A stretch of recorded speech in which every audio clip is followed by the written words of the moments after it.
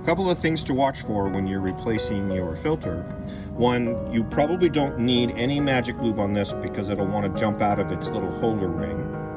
You probably want to put a little bit on this because it's an interference fit to the center of that ring around that part.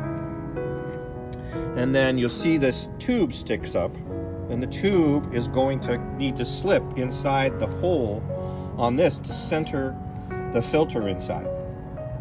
So when you're screwing this in and it's rising up to the top of the filter, all right, if you have some thread showing and it starts to get tight, then that has not made it into the hole. So you need to jiggle a little bit, and we're going to do that in a second, to get that hole to go inside of this little tube.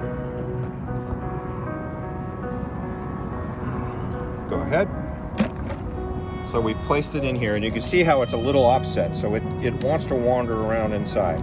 So when we put this in there, we're going to need to jiggle it just a little bit to get that guy to center as we tighten. Go ahead and start to tighten. So there you go.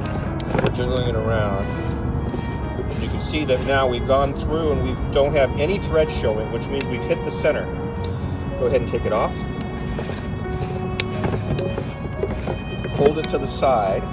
Hold this on an angle. Now tighten it down, and you'll see pretty soon, since you won't be in the center, it's going to stop. It's going to feel like, oh, I hit, but I've got threads left, and it's starting to stop. That means I didn't get to the center of the hole. So go ahead and loosen, jiggle.